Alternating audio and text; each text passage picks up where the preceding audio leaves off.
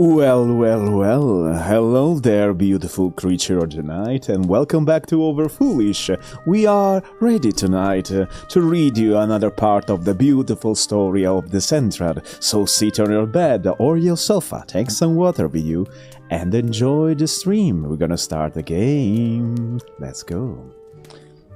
I'm gonna reproduce some music tonight, because I think Dicentra have a lot of piece of the story that have no music, so it is better if we actually reproduce a little bit of music.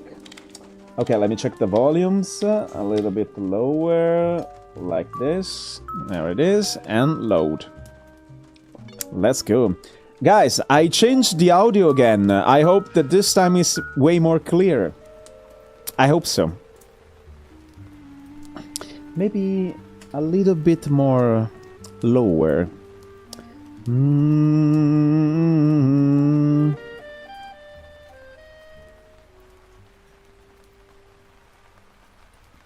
Ooh, rainy sound. Like this. Okay.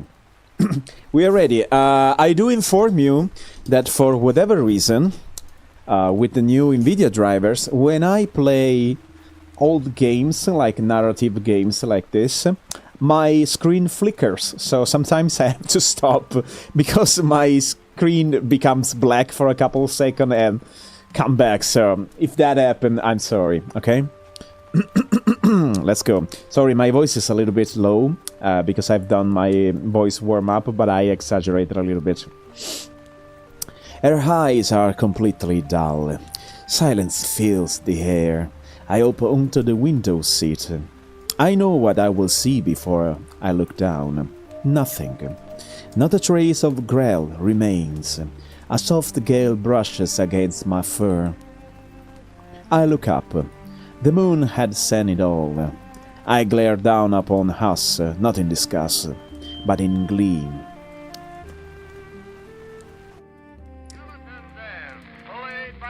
Dove barely speaks the next day, but the witch once again disrupts the night with loud sound from his phonograph. Sometimes it sounds like he's conversing with someone. At first, I thought I would hear the voice of the boy from the hallway responding to him, but it is someone completely else. I've started to notice witch patterns. Dove must be very familiar with it. Every morning, it's like she can read a sign that will tell her what the witch will be doing for the day. I wonder if the sign apply for the boy as well. On the next quiet day... Oh, by the way, where are the preference? Okay. I don't wanna have music. Bye. I have my own music. Sorry, I forgot to remove the music. Anyway. On the next quiet day, we search for the man for the other two ghosts. Their remains stay hidden under my blanket. When they refuse to show themselves, we spend the rest of our day in the library, melting from the humidity that not even the caseless rain can dampen. Is it not bad if you have a lot of humidity inside the library because it's full of paper? Does not the book melt or something? They curve? I don't know. Dove focuses at her desk furiously, scratching away on notes and drawings. I didn't notice the difference when Bubble had left, but Grail's disappearance feels like it's widening a crack it had started. And Dove. She's been incredibly on edge since the witch returned, because she knows she's gonna get in trouble. We have eliminated 2 ghosts. I think we have something like 2 more to go, or 3. And the witch, his father, and his brother too, are gonna be very, very angry with us. How long has it been since lightness was able to find its way onto her face? A gnawing, gnawing, I don't know, how do you read this? Gnawing? A gnawing feelings make me wonder if I'm partly to blame. Dove pulls at her head and blows out an irritated sigh. Her hands, resentful, push away her work and she stands. I'm tired. I lift myself up, ready to follow her back to their room. Then I hear the sound of a book hitting the floor. I go still and slowly turn my head to see the book has landed right beside me. A pale hand picked it up and I startled, not noticing Dove had walked over. I watch as she lifts the book and shoves it back into places of the shelf. Her eyes flicker off something before she is once again moving away. My heart starts to beat anxiously. I take a peek in the same direction, and my eyes fix onto the windows at the back of the library. At the decay foot that climbs the shelf behind me in the reflection of the glass. This time I hear a familiar drag. When we step out into the hallway, it almost brings me comfort. I've learned there are people to be far more afraid of in this house. Oh, is the ghost that does nothing. That is absolutely creepy. The bright apparition of the hallway ghost sweeps toward us. Her presence is like a confirmation that the day has turned into night, and I cling to that. I let out a yawn and move out to the ghost way. Dove watches her pass with the eyes of a hawk. Her neck twists as she follows the ghost movement until it fades into the shadow. Her gaze lingers when it disappears. When she finally turns back, she blinks in surprise. Oh!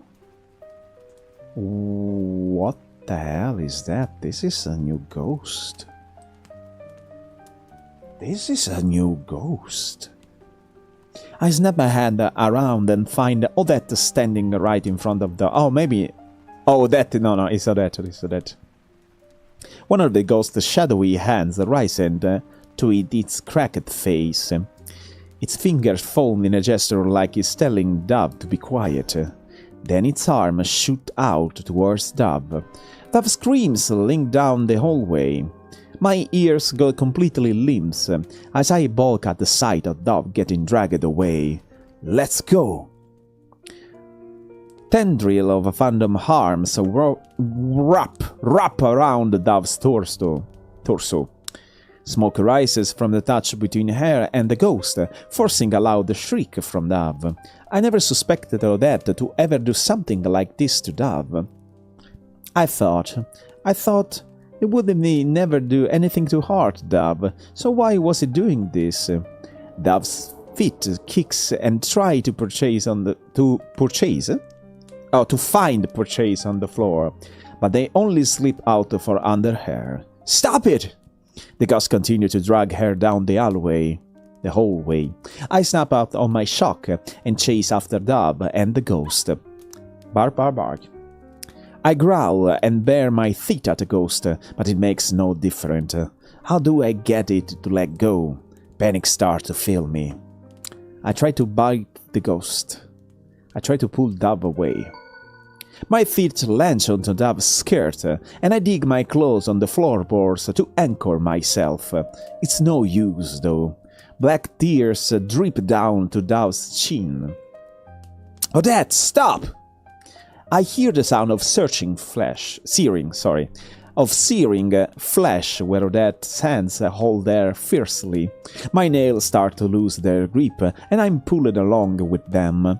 I trip and Dove's dress is released from my grip. No! What do I do?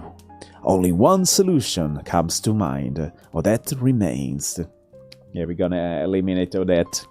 I turn tail and bolt down the hallway. Dove's cries carry down the corridor as if in a chase of me. I skid around corners and make my way to Dove's room at full speed. It seems I've gotten quite good at walking on all fours. I break into a stop. I look around the dark hallway, my breath coming out in swallow puffs, and I'm hearing things? My body feels so overly warm under my fur. Then I hear it again. I jump off the floor and spear around. My fur stand prickle from fright. Suspending in the air is a crow. Part of one, at least. Unlike the crows from a couple of days ago, this one seems to be missing its body. Part of its spine protrudes from where its rotting flesh has been torn from its torso. It floats high in the air, hidden in the shadow of the ceiling, and scratches like a siren. Odette! I once back from the shrill voice that he had created. Suddenly, it is not the only one screaming bloody murder. Odette! Odette! Odette! I sprint away from the screams, but they follow me down the hallway. At every new step I take, more and more floating heads manifest from the shadow and pierce my ears with their cries. My eyes are wide with panic and my skull rattles. The path before me distorts, twisting into a special curated hell. Well, all I can do is run without a shred of respite. The fur around my ears start to feel damped. Warm liquid runs down the side of my face. I see some of it drip onto the floor. Blood. I whimper as I continue to race towards Dove's room. When I finally reach it, I practically tumble into the room. I waste no time tossing the blanket on the floor aside. All that is left is the pouch with the name and the lock of air. I grab the pouch, take a deep breath, then return to the hallway. I follow the smell of wilting lilacs and burning parchment to find Dove again. The scratches of the claw I had in the hallway had muffled all other sound and left my ears ringing. Dove's scent leads me to the kitchen. Right as Odette attempts to take Dove out through the door that is no longer there, I watch as Odette bumps into the wall where the kitchen door used to be. The one I had used to enter this nightmarish place all those days ago. Dove sobs weakly from the burns. When she sees me, her eye glow watery again. Help! I immediately drop the pouch from my mouth. I rushed to Dove. My lips curl back, baring my teeth, and I jump off the ground to latch into the Odette's arm. My eyes sting from the pain that surged through me, but I do not let go. This is nothing compared what you did to Dove. I clench my hand ever tighter. Then Odette starts to howl. Even when the ghost arm untangles from Dove's body, I do not let go. The ghost stretches its arm, trying to throw me off. It hurls my body against the wall, but I only hold on tighter.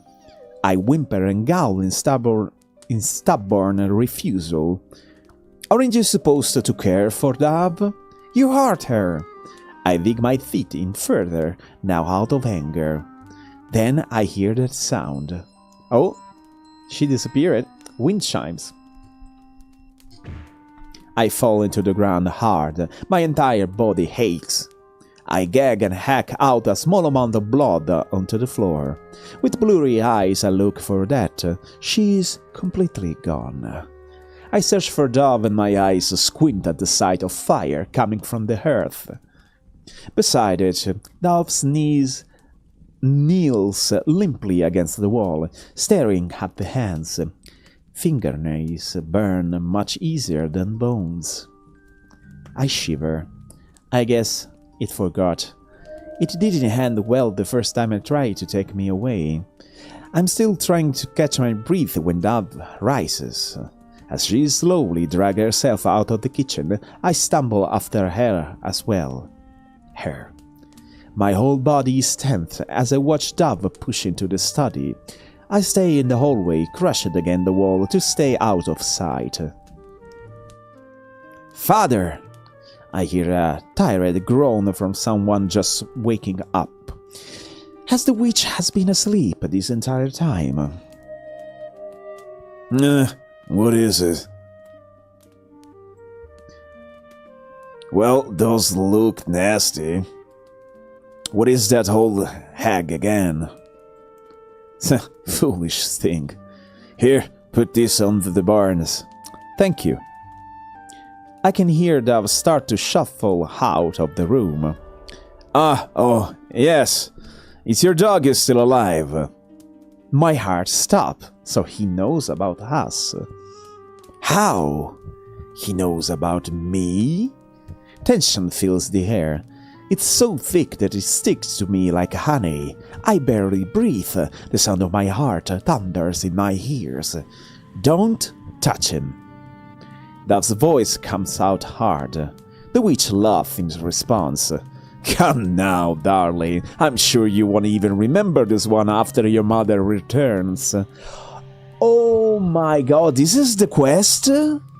You're doing your scientific experiment on the ghost because you want to revive Dove's mother and... Oh my god. What? I hear stomping and draw back away from the sound. Dove burst out of the study, eyes darting around until she finds me crouching in the dark with my tail between my legs. She bends down and gathers me into her arms, wincing from the burns all over her upper body, then quickly retreats back to her room. It's dead quiet back in Dove's room, save for the soft pitter-pattern of rain against the window. Dove sits on the floor with a single candle sitting in a brass holder beside her. When she starts unbuttoning her nightgown, my eyes turn into saucer and I snap my head away from her. I try to distract myself by staring at anything else around the room, but I am overly conscious of the sound of rustling clothing and Dove's quiet whimper. I see pale skin from the corner of my eyes, and bright red marks. Oh, she does have like tattoos. I do a double take and stuck in a breeze at the damage that has done to Dove. Oh, okay, so it's not tattoos. Phantoms bars across along the expanse of her back, arms, and neck. I see her struggle to apply ointment to the burns on her back and stand up from the floor. But to do what exactly? Help her? My claws curl into my blanket. I bow my head and curl into a ball facing away from Dove. Every time I hear her sniffle and suck in a watery breath, I have to hold back my own whine. The next time I wake up, it's to smoke. Something stale and acrid invades my nose and forces me out of my slumber. Then the feeling of cold, damp fur forced me awake. My eyes snap open. Grey smoke curls into the room from the hallway. A fire? The offensive odor that fills the room is not from a house fire, however. It stings my eyes, and I feel tiny shocks when tendril trail towards me. I can feel rain hitting me.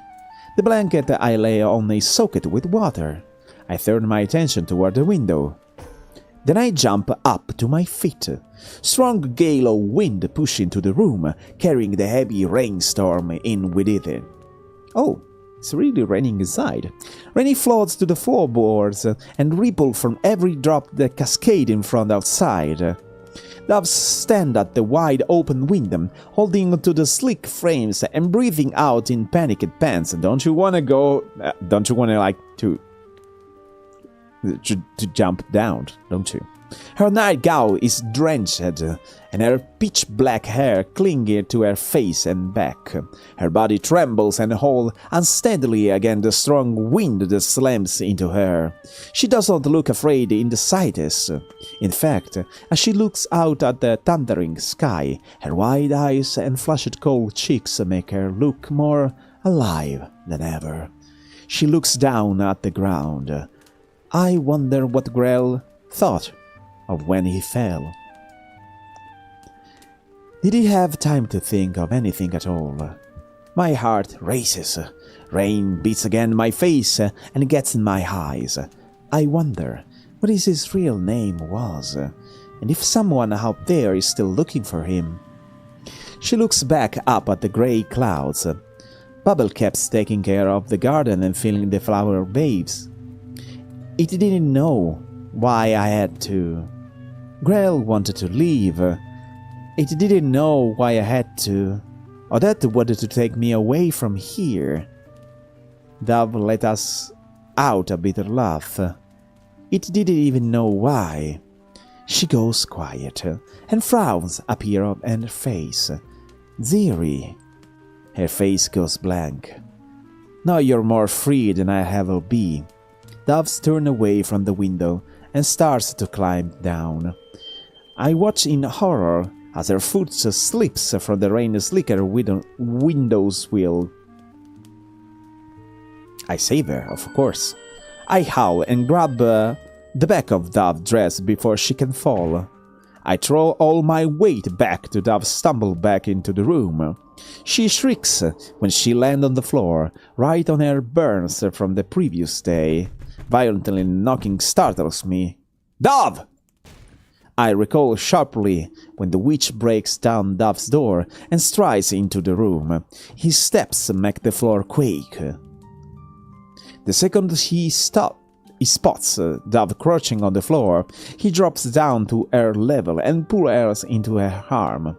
It's okay, I got you. Oh, he's a nice... Look at him. He's a nice guy, I think. I don't know. It may be Satan itself. You're safe. The smell of smoke come off him so strongly, I cringe back. The witch strokes Dove's hair and whispers soothing words to his daughter. I would be a worn display if not for the way Dove's entire body goes still. Her body does not move. I don't even see her breathing. Her eyes are completely hollow. Why?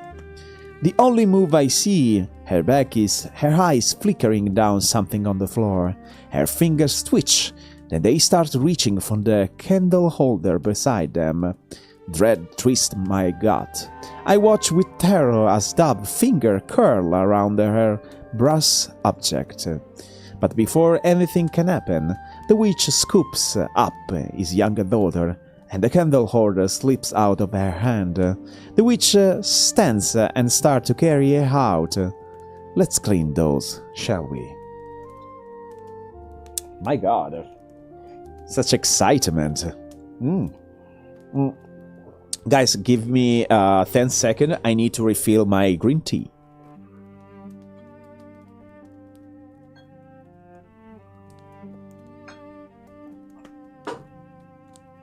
I don't really know why, but my throat actually needs a lot of humidity to work, so I need to drink a lot every time I read or every time I sing. Must be something genetic, I don't know. Anyway, after the two of them leave, I pad over the window and swing the door closed to stop any more rain from coming in. I can't lock it myself, so this will have to do. Then I look at the state of the bedroom door. The frame of the door and the locking mechanism hang in splinters. The storm continues to roar outside. I stand alone in the garden, soaked to the bone. All around me is decay. Without Babel tending to keep everything alive, all the flowers and plants have started to wither. The only thing left standing still is the rose bush. But even time is running out for it. Its petals have become a stark white. A snap makes my hair twitch. I watch silently as a rose head falls to the ground. Oh, the Beauty and the Beast. It crumbles like ash when it hits the tilted floor. I turn away, then head back out into the rain. I don't remember how long I've been up here. I return inside the mansion. As I make my way back to Dove's room, I see her in front of the study door. The witch shadows engulfs her. I stop a distance, then watch as Dove presents something to her father. A cross. The one I had seen her working on. A new one? Dove nods. I hear the witch sigh. Sig? She studied the handmade cross. It's been getting quieter around here, don't you think? Uh-oh. Uh-oh. He noticed. He noticed. He know about the ghost disappearance. We're fucked. His questions seem to catch Dove off guard. I observe the way her mouth pars slightly, but she doesn't say a word. Red eyes gaze down at her. He knows. He knows everything we've been doing. The witch starts to turn away.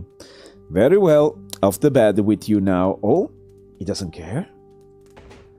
He doesn't care. He doesn't care. That's new thing. Okay, perfect. Dove stepped back and the door to the study closed. Then she slowly turned and heads down the hall. I start trotting after her to catch up when something catches my attention. I slow to a stop by the door of the study. My ear twists towards the sound coming from inside the room. The sounds like the clinging of a chain, just like what I had heard the first day I arrived. Dove's moon, again, is changing everything. Today is outside of his routine. It's supposed to be a quiet day. Why did he have to come in here? Why does he have his mask now? Show me what you've been working on, and I need to drink a can. Oh my god. My throat becomes so sour. Sour? Not sour. I mean, dry. I swallowed and ignore him. I hate it when he's like this. I try not to look at the wolf skull that emerges of his eyes. He's been using more blood caps than usual. Why bother? It's always in vain. No good. I go stiff in my seat. No. None of these are any good. He slams his fist on the desk, and I hide my flinch. I shouldn't have entertained any of your silly ideas. Those bloody roses were the last straw. His hands ball up my nose and crumple them. I feel my body grow hot. I clench my jaw. Just ignore him. Everything he says when he gets like this means nothing. I hear a new voice emerge. Oh no. Man, I hate it so much. I love the dress though. Love the clothes. Beautiful. I bet this is like some kind of a green. And this is all black. Beautiful. Make all the little spells you want. You'll never be a witch. Never, never, never. My lips start to wobble. His words keep repeating. I can't breathe. Don't you already have everything? Little beast should get greedy. Give up already. My eyes sting. Anger swells inside me. You're such a coward. What was that? I clamp my mouth shut. Like father, like daughter. Leave. I just wanted to see you work. You saw. Very well. She must be walking around by now, anyways. He places a kiss on the top of my head, and I go numb. You know, I love you, right? My throat close. Yes. Finally, he slips out the door. I sit in silence, my body stiff, and I try to listen for him through the walls. His footsteps echo down the hall. Then I hear him speak. My love, there you are. My heart clenches. Immediately, I tear my focus back to myself and listen to the tap of the rain against the window instead. I run my hand over my notes, trying to smooth out the wrinkles. The ink has smudged in several places. I look up at the ceiling and take a deep breath. When Mother was around, she wouldn't tell me what I would become the stronger witch in the family. She wanted me to become everything she couldn't be. But Father, he wants me to be nothing. I stand giving up on today's studying. It feels like it's gotten late. The wolf barely had any energy today. I don't think it has been sleeping well, and the humidity the past couple days definitely hasn't helped. He spent the whole day flopped over the floor, smelling like a wet dog. I step out into the hallways. I start on the path of my room. The moon casts a pale light through the window in the hallway. Part of its shine on the paintings that lines the wall. I pause for a moment. Beautiful done thing. Father loves this painting so much. I bring my hand up to the canvas. Wait a second! I got an illumination. What if the white ghost that does nothing is the mother of Dove? It must be, right? It must be the mother. It must be some kind of a failed attempt to resurrect the mother. Oh my god, it must be 100%. I bring my hand up to the canvas, then drag my nails across it as hard as I can. Hearth. I can't find Dove. I've gotten used to seeing Dove first thing in the morning every day. To not see her immediately after waking up dislodges a heavy weight on my throat that settled deeply in my stomach. Admitting that I need her around doesn't make me feel any better.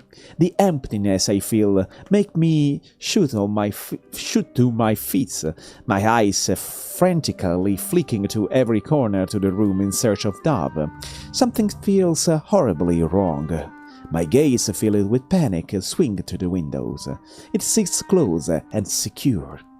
I let out a brief sigh of relief, but the pressure in my chest does not listen. The door clacks noisily against the frame, drawing my attention to it. It can no longer close properly after the damage the witch had done to it. My night was spent tossing and turning restlessly because of it. It wasn't the noise that troubled me, but the absence of security in what was once the closest things to safety in this place. I still myself, then slip out the door. I've searched every square inch of the mansion I could reach, every cobwebbed corner, every shadowy under the table, but still no trace of Dove. I sprint up and down the hall, now caring about the loud creaking under my step. I mentally recall the past couple days in my head. Today should be a quiet one, so I can afford to run around recklessly without fear. The longer time goes by without finding Dove, the more panic builds within me. An high-pitched whine escapes my throat. Where are you, Dove? Is she hard? Why can't I find her anyway? My throat down. The hallway slows to a stop. My ears go limp and my white eyes begin to burn as they drop to the dusty floor. Is Dove gone? Oh dear, oh no, is the boy. I go still. Wandering around without your guardian angel, little pup? I twist my neck to look behind me. Perhaps she's hiding after being punished. My blood runs cold. I spin around to fully face the body, peeling back my lips to reveal the point of my feet. The boy's eyes widen, causing me falter for a moment. His mouth stretches into a sinister grin. My body quickly tenses to prevent myself from recoiling at the sight. Oh, how cute! You must be like her. I hold my breath as the boy begins to stalk towards me. He holds his hand behind his back, his menacing gaze feeling like a toxic spider crawling all over me. I catch a quick glance of something he holds. It looks like a white dress. That might be a first time, I think. Dove's been misbehaving a lot lately. My guess is that... It's all your fault! I yelp and scurry away from the boy. He draws back and places a hand on his hip. I yawns, pries open his jaw, and I crouch on the ground feeling like a string pull in the sawtooth. It's on the verge of snapping. He's looked down at me with narrow eyes before throwing something onto me. I flinch in alarm when my vision is suddenly shrouded. Pass this to our dear little dove for me, won't you? I hastily untangle myself free from the fabric. When I look up, the boy's eyes are glued to the white lass. I fixed at hearing it for her. To really, I should just throw this out after the mess Hypatia made of it. My ears stand up. That name again. Hypatia. The boy sighed. Little Dove would throw a temper tantrum if I were to do that, however. I look down at the simple white nightgown. My head fills and I observe the cutely sewing patch for the cover that goes. It's easy to spot the section that was fixed by a witch. It's flawlessly mended. I look up at the boy again, and he's gone. Fortunately for us. I drag my paws into the bedroom with Dove's dress between my feet and drop into the floor. I still haven't found her.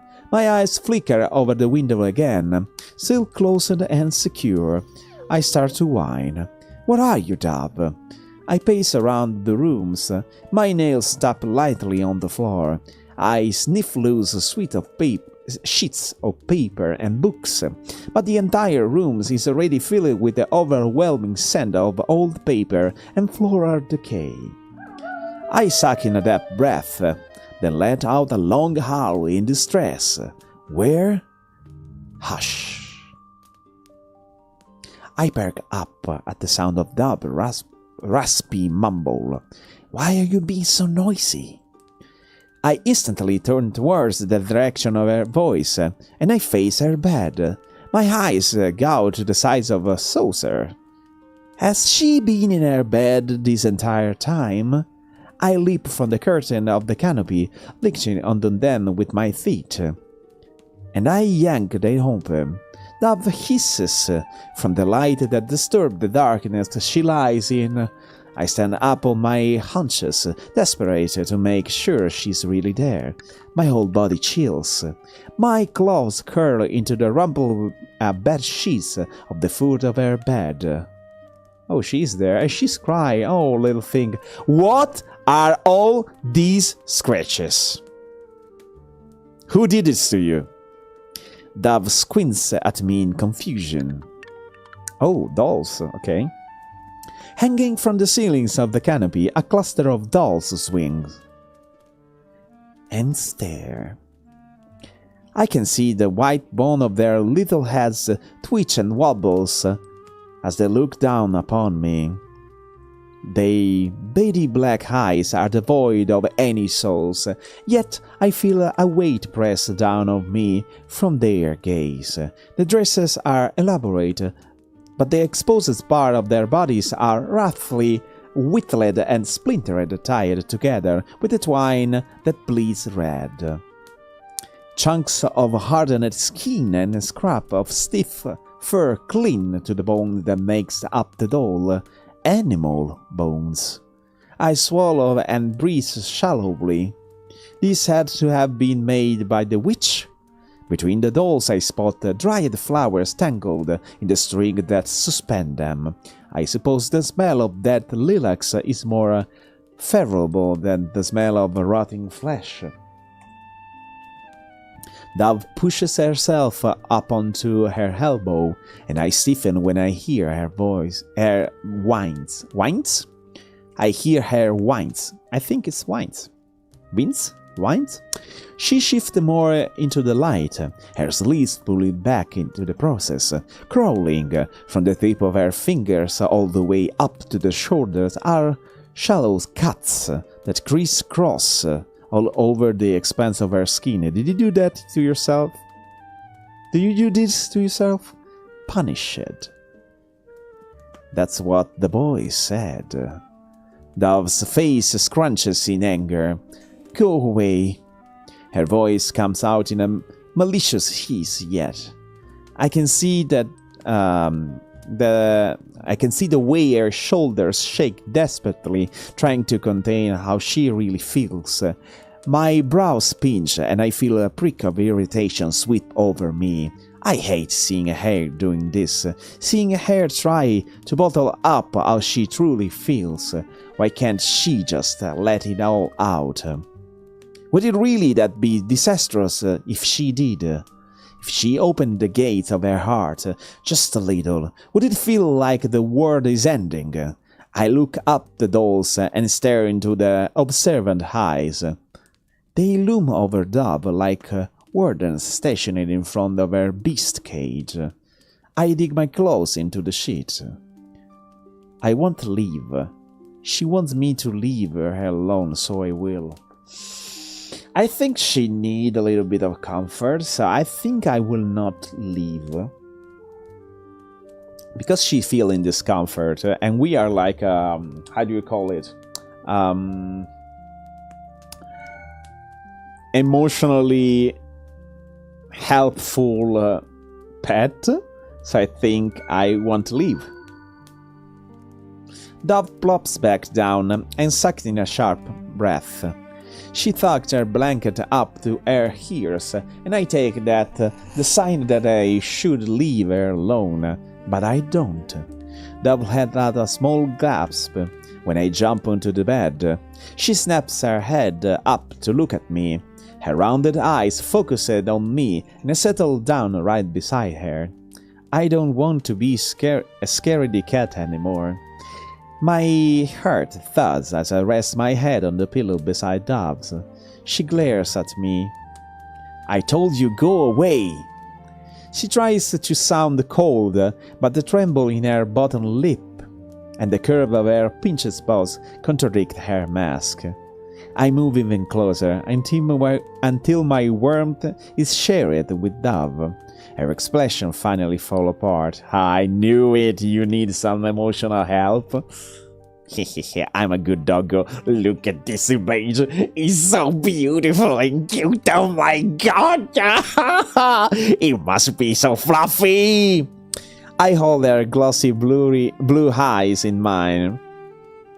If my hands were human, I would catch the tears in her eyes before they could fall. I can see her through racing, as though she's searching for her misplaced bravery. Where do you go, Dove? What does the farthest corners of your mind look like? If it is too dark in there, I can join you. Maybe stumble through the shadow will be easier if there are two of us instead of just one. Oh, it's so cute! Dove brings one of her arms out of under her covers. I close my eyes. Dove's hand carefully finds the fur along my neck. I stay completely still, giving her time to grow her confidence. Her feathery touch grows more firm, exploratory. Her palms run along my back. When she feels more sure of my trust in her, she curls into my side. I feel her warm puff of breath, and she buries her face into the side of my neck. Her fingers grip my fur almost painfully, but I do nothing to stop her. Her small frame quivers as a quiet stream of tears being flowing down her cheeks. They hurt.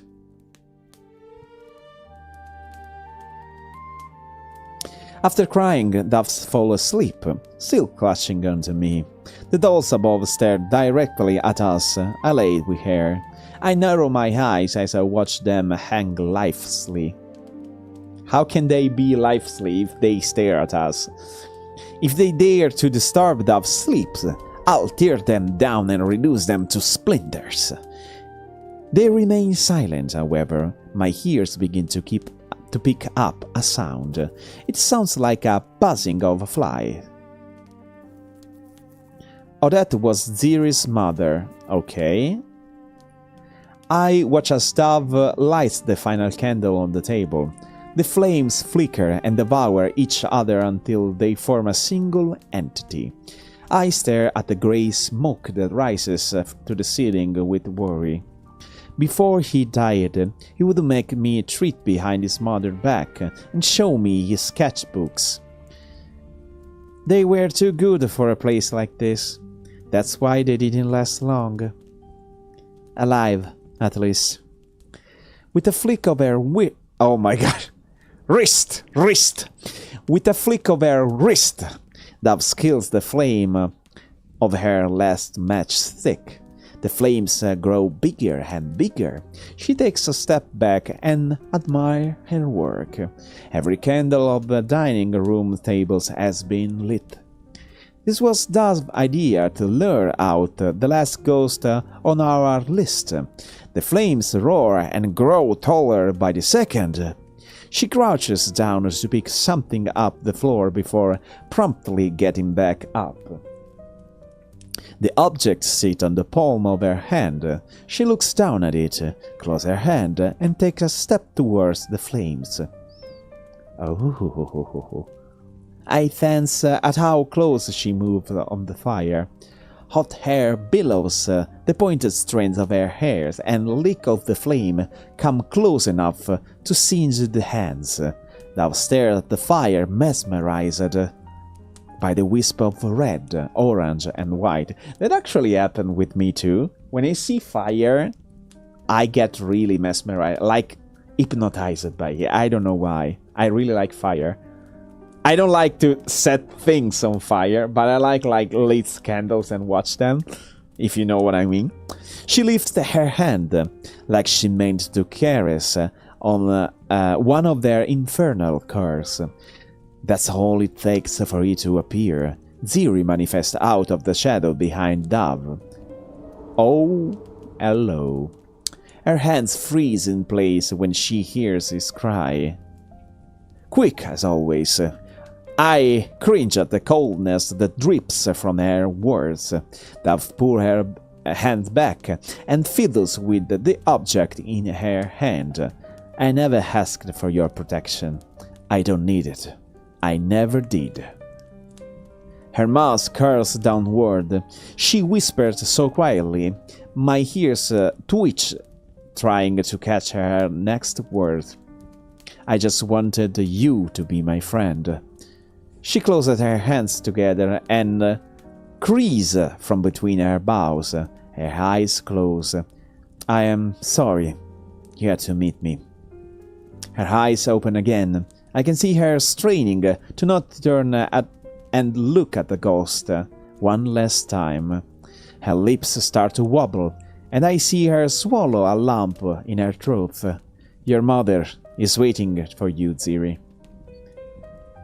Dove brings the clutch of hair in her hands up to the flames.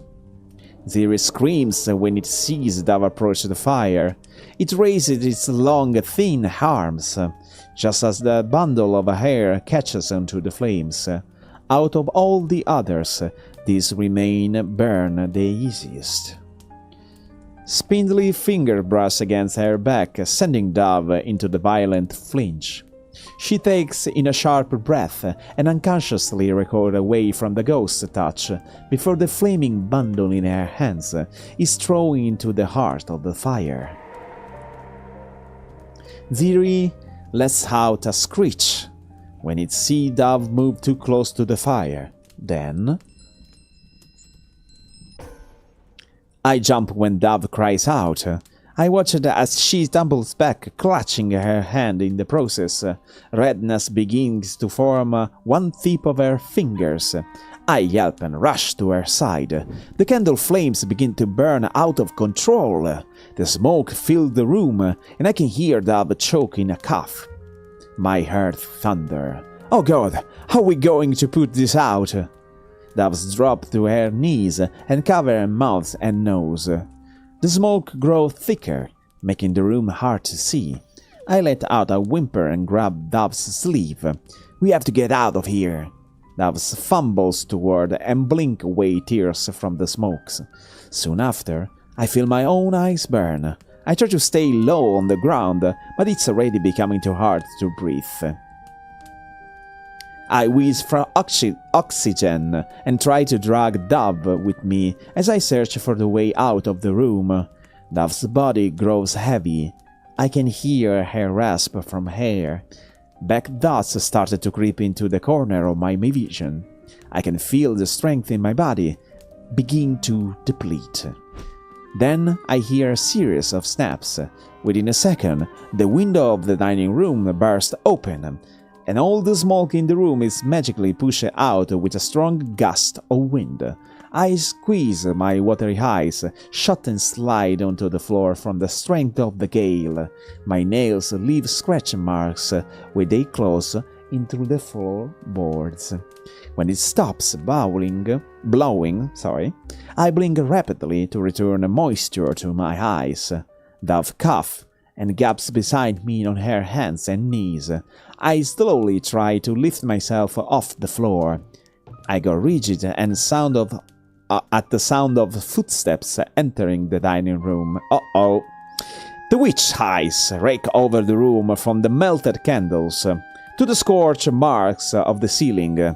Eventually, they land on me, and as we attempt to recover from the smoke on the floor. He crosses his arm, and I see blood dripping down his arm from an activated magic circle. What a mess. Dove slowly stand up with her dress balled up in her arms. Clean this up. This room needs to look just as your mother left it when she came back. I tilt my head and look at Dove. Her brows twitch, and as her expression turns into disbelief, I can see her knuckles turn white. Her mouth open and closes like she has something to say, but no words came out. And with this guys, we save our adventure in Dicentra. I'm gonna continue next time because we spent 1 hour reading and I'm starting to get it really tired. But do not underestimate the power of lecture because we're gonna continue eventually the next time. And as usual, guys, thank you for coming. Thank you for keeping me company. I do suggest you to talk a little bit more on the chat. And for the rest, we see each other tomorrow with another beautiful live. Have a nice one and good night.